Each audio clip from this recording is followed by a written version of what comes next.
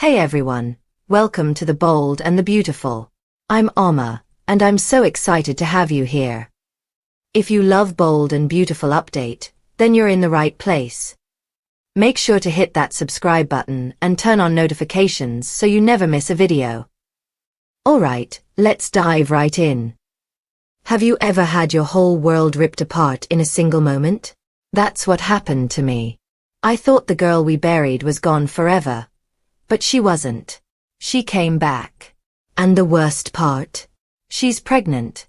With my boyfriend's child. I can't even describe the pain of hearing those words, of realizing the future I dreamed of had just shattered. Do I fight for him? Or do I walk away from the love of my life, knowing she'll always be there now? This is the moment everything changed. I never thought love would hurt like this. People warn you about heartbreak when you're young. They tell you stories of betrayal and disappointment, but you never believe it'll happen to you. Not until the day you're standing in the middle of a room, staring at the man you love, and realizing your world has been flipped upside down. That's where I was. At the Forrester guest house, trying to breathe through the tidal wave of emotions crashing down on me after everything Will had just confessed. It started with 4 words that didn't even make sense at first. Luna is still alive. I froze. My brain couldn't wrap itself around it. Luna had been gone. Dead. We had mourned her. I had tried to move past all the wreckage she'd caused in our lives. And now, suddenly, Will was telling me she wasn't gone at all. But as shocking as that was, what came after broke me in ways I didn't think were possible. Will's voice cracked as he admitted what happened, that Luna had targeted him. That she had gone after him in bed while he was wasted, more drunk than he'd ever been in his life. He said she spiked his drinks, that he had no idea what was happening until it was too late.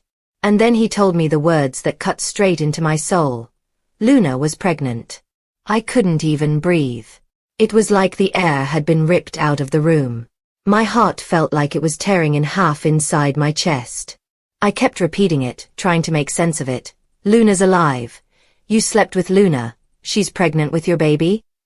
The words didn't even sound real coming out of my mouth. Will reached for me, his face drenched with guilt and fear. Electra, please, you have to believe me. I never wanted her. I love you. I only want you. But how could I believe that when everything in front of me told a different story? Even though I knew deep down he was right, that he was a victim, that Luna had manipulated him, that none of this was his fault, I couldn't stop the storm inside of me. I couldn't stop the pain of feeling like the most sacred part of our relationship had been stolen from me. I remember crying so hard my chest hurt, the kind of sobs that leave your throat raw and your eyes swollen for hours. And Will just sat there, broken, begging me not to walk away. But how do you stay, when the person you love has become a symbol of your greatest hurt? How do you keep looking at them without seeing the ghost of someone else between you? That night, I couldn't sleep. Every time I closed my eyes, I saw her face. Luna. Alive. Smirking. Hand on her stomach like she'd just won the lottery. I imagined her sitting in the Spencer mansion, talking to Katie and Bill like they were her new family, acting like she had a right to them, to Will, to his future. I hated her with every bone in my body. Not just because of what she did, but because of how she twisted it. She didn't see herself as the monster she was. She saw herself as a heroine in some sick love story. She was already fantasizing about a future with Will, already planning the moment I'd be pushed out of the picture. And that's when the fear set in. Not just fear of losing Will, but fear that I was already losing myself. That no matter how much I tried to fight, I was always going to be the outsider in this story, standing in the shadow of someone who should have been gone. By morning, I sat on the edge of the bed, staring at my reflection in the mirror. My eyes were puffy, my hair a mess, my skin pale. I barely recognized myself. I looked like a ghost of the girl I used to be. The girl who believed in love, in trust, in a future with Will. And then came the thought I'd been trying to avoid since the night before. Maybe the only way to survive this is to walk away. But saying goodbye to him would be like tearing out a piece of my soul. The thing about heartbreak is that it doesn't just hit once. It comes in waves. You think you've cried all your tears, And then something small, one word, one memory, one look, hits you, and suddenly you're drowning all over again. That's what it felt like in the hours after Will's confession. I'd cry until my body went limp, then I'd sit in silence until my chest got tight, and then the cycle would start again. I couldn't eat. I couldn't think straight. All I could hear in my head was Luna's laugh. That smug, twisted laugh that always carried the promise of chaos. The idea that she was still alive felt like some cruel cosmic joke. But the fact that she was carrying Will's child? That was unbearable. Will came by the next morning, and I could see the hope in his eyes, as if maybe a night apart had softened me. But the truth was, if anything, I was harder. The pain had calcified into something sharp. He stood in the doorway, his voice low and broken. "Electra, please, talk to me. Don't shut me out." I wanted to yell at him, to make him feel the way I felt, betrayed, dirty, humiliated. But when I looked at him, I didn't see a liar or a cheater. I saw a man who was hurting too, a man who had been manipulated and used. That's what made it so confusing. He wasn't my enemy. And yet being near him hurt like hell. "I don't know if I can do this, Will," I whispered. My voice cracked, and I had to look away. Every time I close my eyes, I see her. I see you with her. And now there's a baby involved.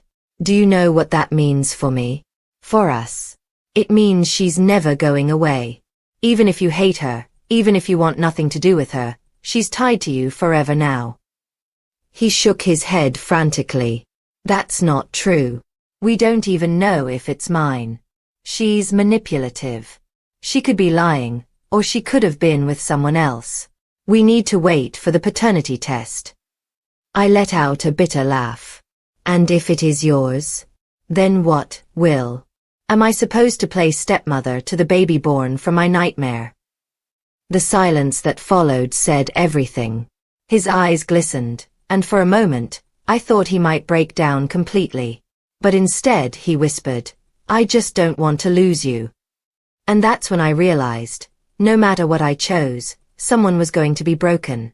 Either I'd lose the man I loved, or I'd lose myself by staying. Meanwhile, across town, there was someone else facing his own kind of reckoning. Deacon. I'd always seen him as this complicated man, the kind who'd lived through enough mistakes to fill 10 lifetimes. But when I heard what happened between him and Sheila, when I heard how he'd been blindsided by Luna's return, I realized maybe he wasn't as strong as he pretended to be. Apparently, after one of their usual fights, he'd shown up at Taylor's office. I can picture it clearly in my mind because Deacon doesn't strike me as the type to willingly sit on a therapist's couch. He's proud, stubborn, always carrying his pain like armor. So for him to show up there, it must have meant he was desperate. I wasn't there, but I later heard about how he practically begged Taylor to counsel him. She was stunned, of course. Taylor has seen plenty of people hit rock bottom, but even she didn't expect Deacon Sharp of all people to walk in and say, "I need help." From what I was told, Taylor tried to redirect him. She told him he needed to see another therapist, someone who wasn't entangled in his mess of a life. But Deacon insisted. He wanted her. He wanted someone who knew the players, who understood the dynamics, who wouldn't need 1,000 explanations. And honestly, I think Taylor saw something in him in that moment. Maybe it was a flicker of vulnerability, a willingness to admit he couldn't do it on his own. She didn't say yes right away, but I heard her voice softened, and she let him sit there longer than she should have. Part of me envies him, if I'm being honest. Because while I was unraveling in silence, Deacon had the courage to ask for help. I wish I had that courage. I wish I could walk into Taylor's office, sit across from her, and just say, "I'm drowning. Please, help me." Instead, I kept it all inside. By the third day, the pressure was too much. I sat on the edge of my bed, my fingers curled around the edge of the blanket, my chest so tight I could barely breathe. The words formed in my head before I even said them out loud. I have to let him go.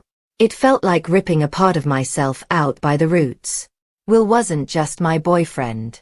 He was my first real love. The first person I trusted enough to let down my walls. And even though he hadn't betrayed me on purpose, the fact remained, our story was no longer ours. Luna had written herself into it, and now there was no erasing her. I knew what I had to do. But knowing doesn't make it easier.